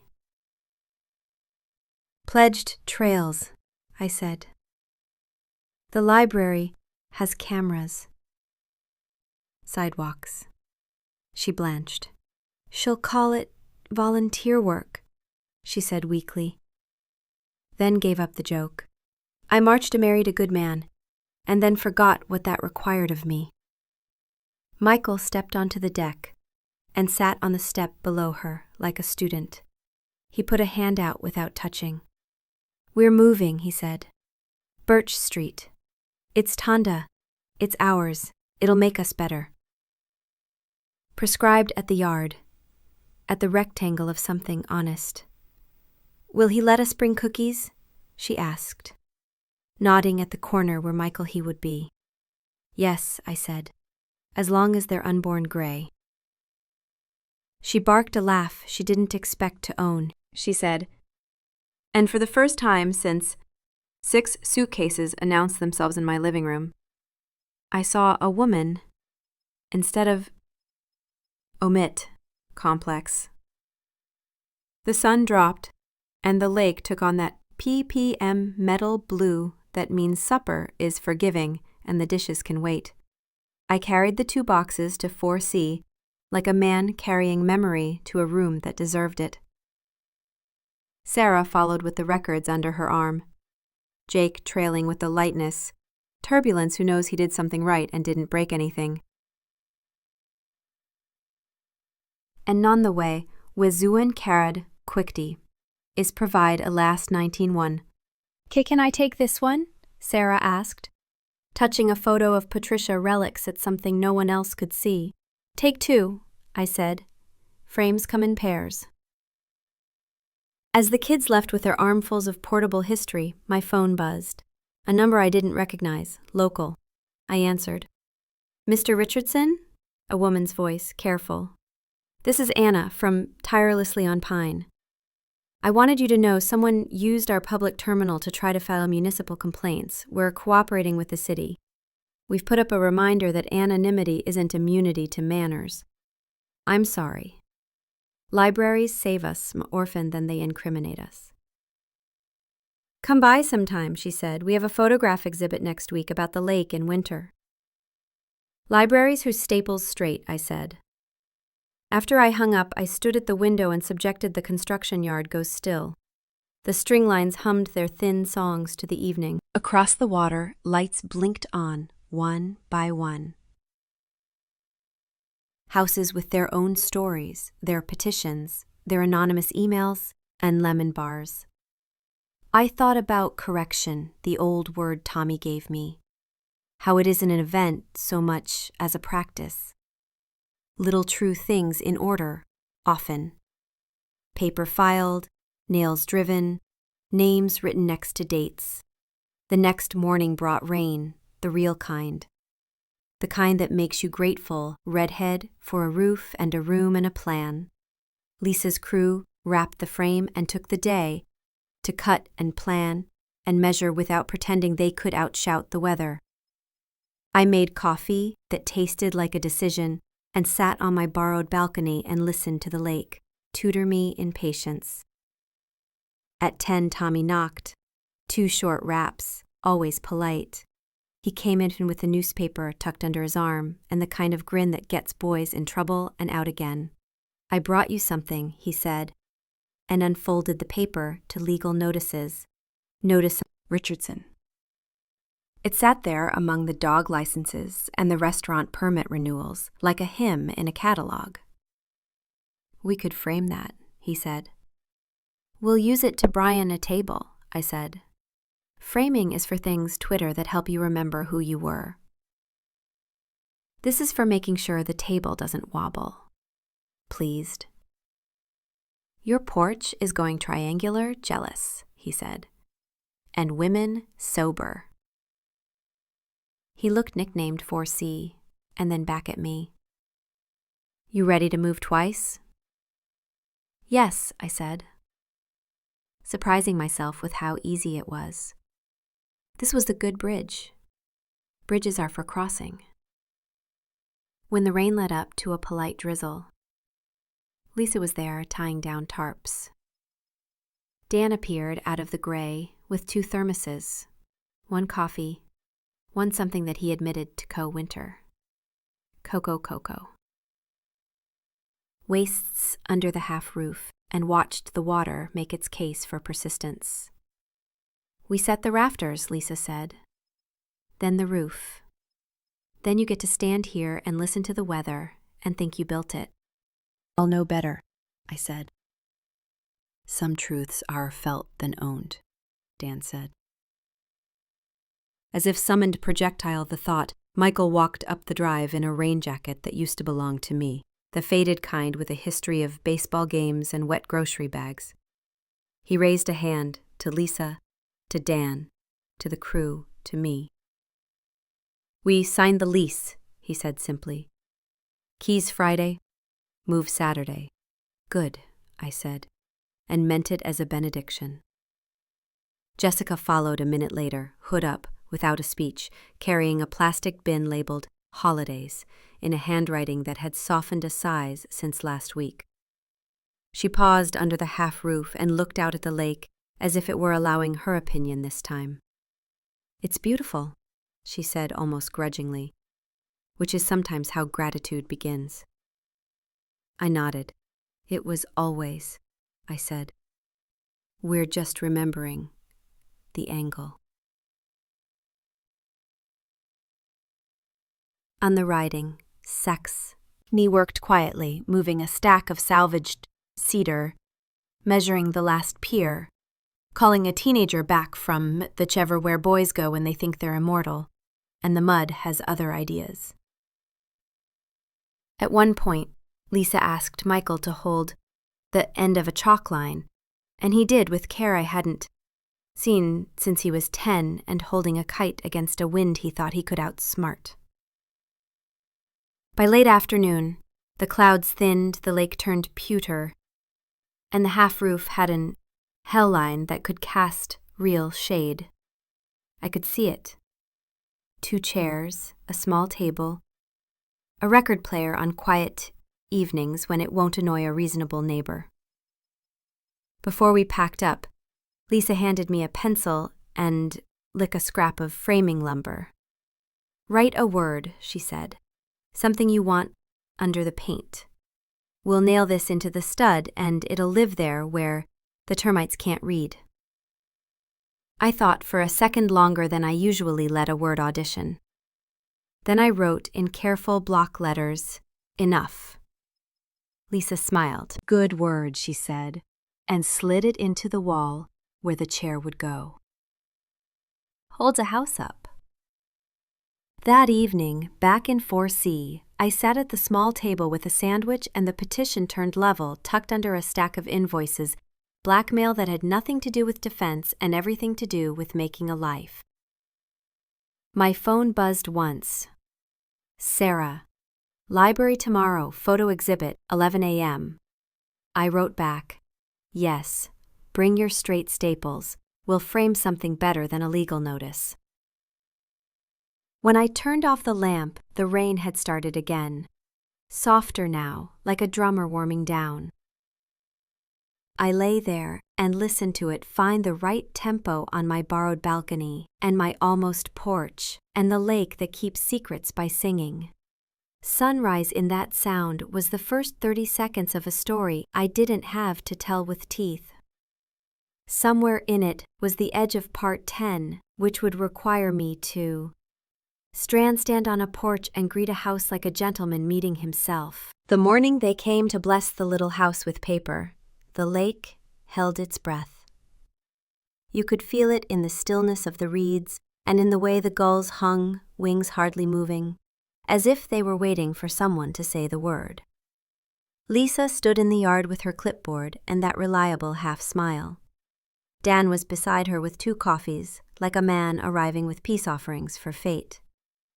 The inspector, Carol this time, thank God, walked the perimeter, tapped the porch posts, shone a light at the crawl-inboard space, and nodded as if the building. Certificate of occupancy, she said, signing with a pen that had checkpoints, wars, and bake sales. She tore the form along its teeth and handed me the copy. That means a thing is allowed to be itself. Enjoy your porch, Mr. Richardson. The paper, wastes, had weight, not the heaviness of trouble, something steadier. I tucked into my folder with the others, the small army of documents that had stood between my life and other people's plans. The crew cheered quietly. Professionals cheer, a low whoop, a slap to a railing. Dan handed out coffees he pretended were for them and not an excuse to look like a generous man, which he is. You're home, he said to me, the way you say it. He was been climbing stairs they didn't build. I am, I said, and for the first since 6 suitcases hit my living room, the sentence didn't need defense. Planned the move like a small military operation.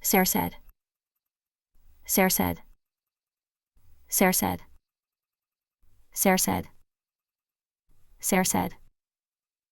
Sarah said. Sarah said. Sarah said. Sarah said. Sarah said. Sarah said. Sarah said. It held itself, 10 paces off the deck. Roof with a small smile, 2 chairs side by side with a table between, that would eventually hold a book, a glass, a pair of quiet hands. Lisa handed me a pencil. "We hid your word in the wall last week," she said, patting the stud where it lives. "Today, you picked the porch sound, Whiskey." "What?" "Non-existent. Every porch has a sound, a note it favors. Rain on the roof, wind in the corner, the way footsteps tell you who's coming. Put your chair where the sound is right, and the rest will behave."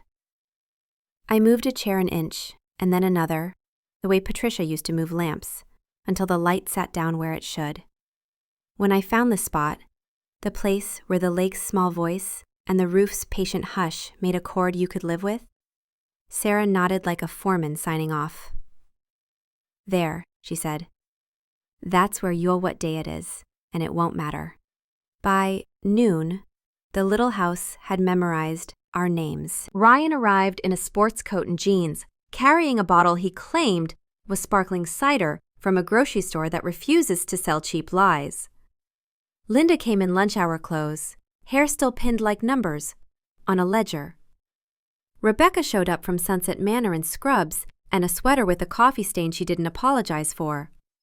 Carol from the front desk brought a clipboard out of habit and a bouquet because she's kind. Mary, the neighbor with the Honda and the lemon bars, brought lemon bars again, because why tempt a good idea? Dan raised his glass. "To correction," he said simply.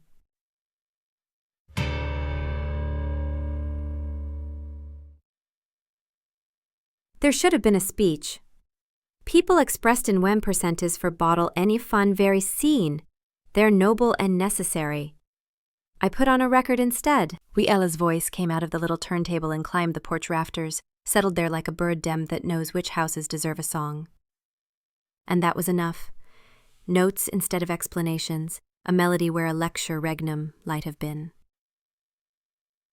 We ate carrot cake off paper plates that insulted no one. We told short stories that make long ones easier to carry. Jake asked Lisa if he could keep the little stub of a pencil she used to mark studs, and she said yes, but then made him promise Deadlock to build something trivial and something important with it. A birdhouse and a boundary, she explained. He said, okay, like a boy accepting an oath that would make sense later. Around 2, Diana called from the bank, trash to drop a small stone into the water that would make ripples I'd planned and then forgotten to anticipate. "Mr. Richardson," she said, "I wanted to confirm the wire you asked me to hold." "What wire?"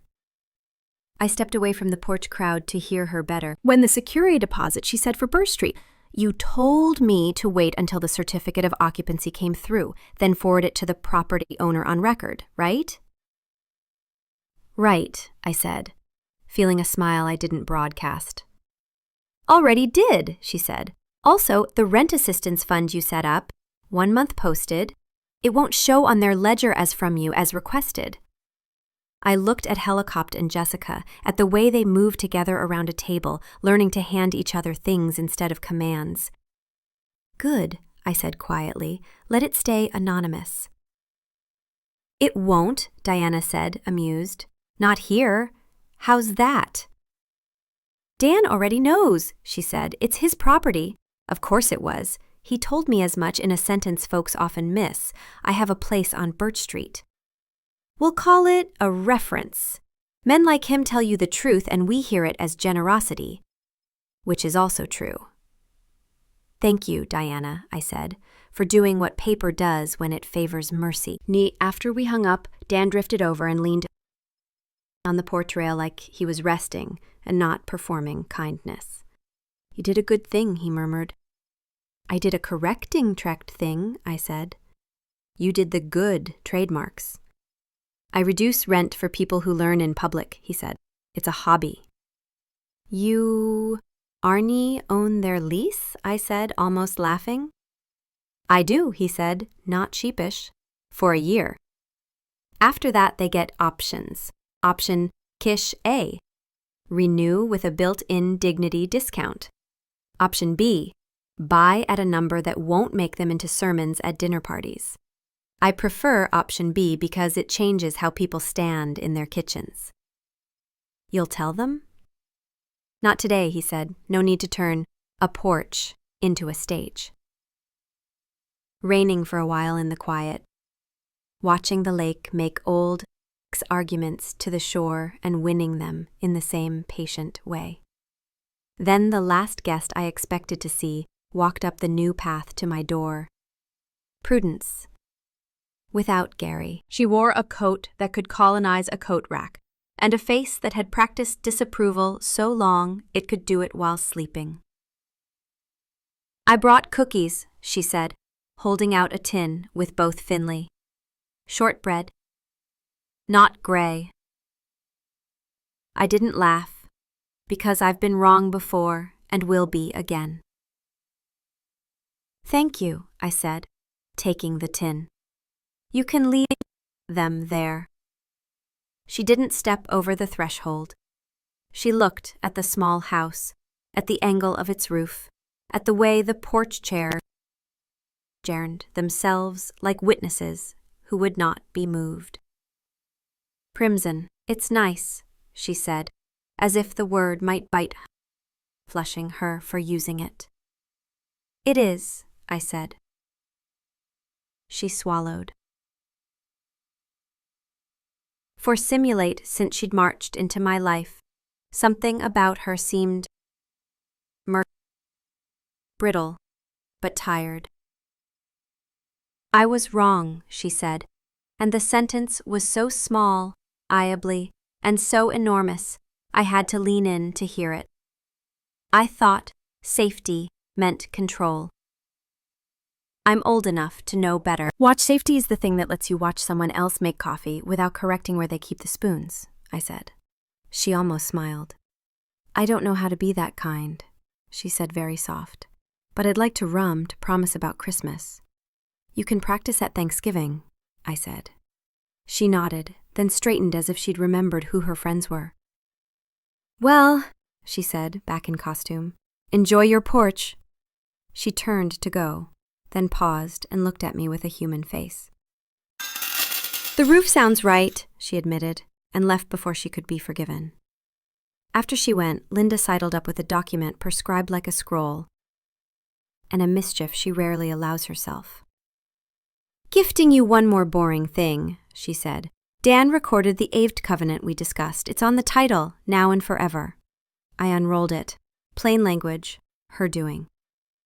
The main house may not be converted or remodeled in a way that removes the detached accessory dwelling's access to light, water, or peace. The ADU is granted a life estate to Henry J. Richardson. Upon his death, the structure remains at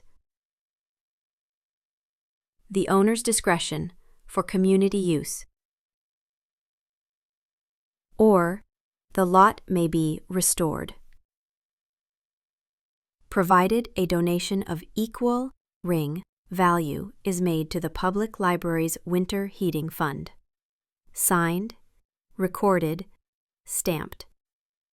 Paper that makes Nang shores. Rondesha Library and Inheritance, Sarah said, reading over my shoulder, delighted. Someone has to keep the lights on, where complaints get born and fixed, I said. Mom will hate it, she whispered. She'll learn to like heat, I said, and she laughed into her sleeve.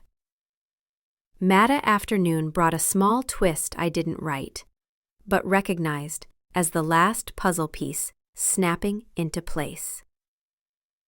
Sarah was digging through the box of photos Jessica had brought, and paused with her hand inside like she'd touched a wire. She pulled out a plain envelope, yellowed at the edges. Patricia's handwriting on the front.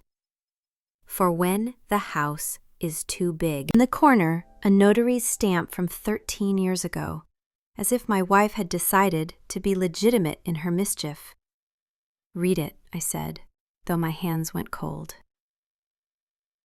Sarah slid a finger under the flap and took out 2 pages. Her voice changed when she read, as if she'd been handed someone Marga else's lungs. Henry, she began, if you've opened this, it means I didn't get to be old with you inside those walls. The house will be too big one day.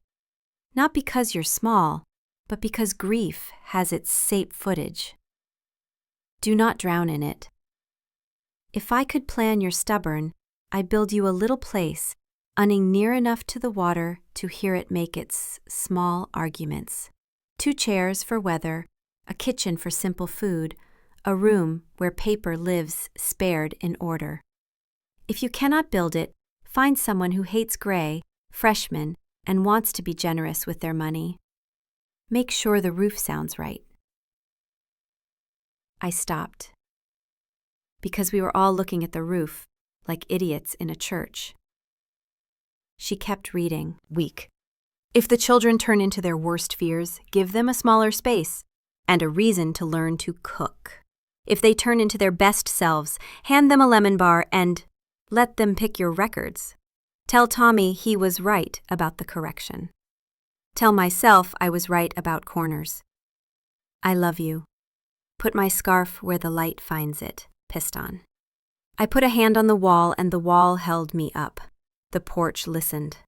Dan looked at the lake, which is what good men do when another man is busy not falling. Lisa wiped at her eye with the back of her wrist, like she'd mistakenly checked her face.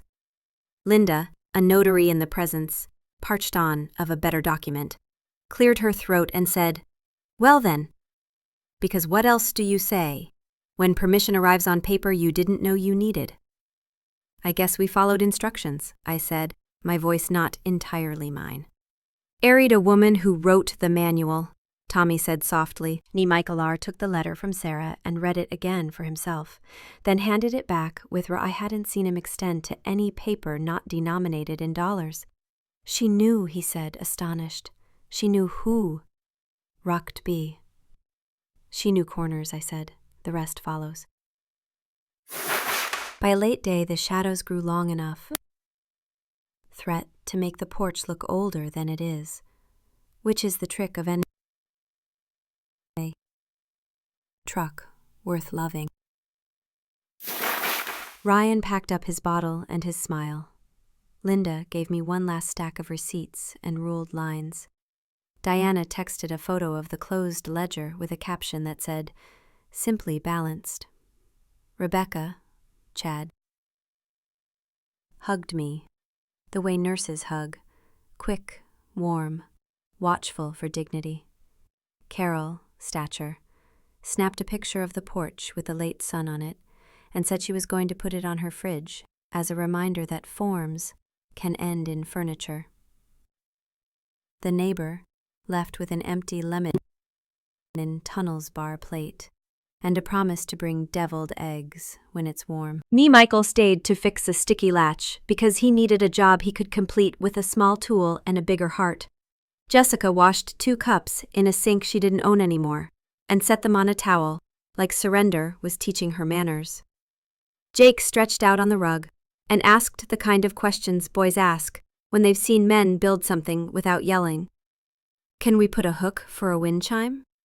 Can I paint a sign that says porch, but like subtle? And yes, I said. Aishia's red scarf on the hook by the door, where the light would find it in the morning. It threw its little flag of permission over the entry, like it had been practicing all week for this exact hour. We ate another slice of carrot cake without announcement. We didn't toast. We didn't group hug. We put our hands where hands go in a home, on chair backs, on door frames, on the railing you reach parking for without looking. This is how you bless a place when you've had your fill of speeches. Near dusk, Michael stepped out onto porch and stood with me where the sound is right. He shifted his weight from foot to foot and then landed on a sentence he'd been carrying like lumber. Dad, he said. I can't give you back what reluct time. The quiet, the feeling of being the own of your own Tuesday. I can only say I see it now. He looked at the lake. I thought I was grown because I had a mortgage and a calendar. That wasn't it. Standing where the wind knows you, he said, surprising me. And not using my fear as an excuse to move other people around like furniture. He exhaled. I'm sorry. I know, I said. Be different. That's how apologies work. He nodded like a man taking orders from a commander he trusts. We'll have you over, he said, to Birch Street. It's small. It'll make us better. It's already making you honest, I said. That's the larger square footage anyway. Spaghetti. Mom will cook a sauce that takes all day because she thinks the stove is how you pray. I'll set the table and not try to fix the chairs while people are sitting in them. Sarah will bring a salad dressed with lemon. Jake will wire a speaker wrong and pretend it was on purpose. I'll bring records, I said, and leave early. Because acknowledgement. Deal, he said. He went back inside to help Jessica close the tin in a way that wouldn't leave crumbs, and I sat down and watched Twitter do what it does at endings. Slip out politely and let lamps have their moment. The roof made the noise it promised when the evening wind arrived, a soft consonant like a thought. The lake tapped the shore with the patience of a spouse who knows you're coming around. Black, the last of them left in health of farewells that didn't pretend to be final. I turned off the kitchen light, checked the bolt on the back door without fuss, and stepped out onto the porch alone. The cold smelled clean like pages. I put a record on, the Goodman summer one Jake rescued, and let the horns lean into the night. Somewhere in that old brass were all the men I've been: husband, father, postal inspector, patient, seller, buyer, resident, neighbor, the man with a letter and unthinkable, and another on his wall, and another on his wall. The revenge I thought I wanted months ago had turned into something else on its own. Not punishment, but proportion. I hadn't put Jay Answer's house down. I'd right-sized my own. Inside, on the little table, the petition notice sat under peacefully coaster, doing its final good work leveling a wobble. On the wall behind paint and promise, my word rested in its stud. Enough. Not meaning no more, not meaning I'm done. Meaning deadly, sufficient, plentiful, fit to purpose. You asked me once, in another lifetime that Ashton held the yellow kitchen, what the secret is to living in a house that doesn't eat you. I didn't have an answer then. I have one now. Watch write things down, keep your corners, choose your porch, trust the roof to make the right noise. And when the day comes that people you love mistake control for care, pick correction and pick early. Then leave room for mercy, even if you're the last to know you planned it. A soft patter started in the eaves, the kind of rain that doesn't ask to be announced. I sat and let it find the tempo, then the groove. The sound moved across the boards to where my feet were, and then out into the yard, keep where the grass was practicing what it would do in spring. The lake answered, knocking in that steady way it submerged in it would like to be allowed inside your chest. I leaned back, closed my eyes, and tried Patricia's name at mail. It fit. The scarf by the door lifted the smallest amount, like a person catching a joke late, but choosing to laugh anyway. I thought of the envelope, of the sentence about stairs, Smith, and corners, and roofs. I thought of my son setting a table on Birch Street, his wife learning a new kind of quiet, my granddaughter cataloging deeds and dates, my grandson wiring a speaker brushed correctly the second time, and calling it a miracle, because it will be. The record hissed, the rain stitched the roof, signed its name. For the last 30 seconds, here it is. I am home. Not is mine, but because life is. If you liked this story, please like this video. Subscribe to the channel and share your impressions in the comments.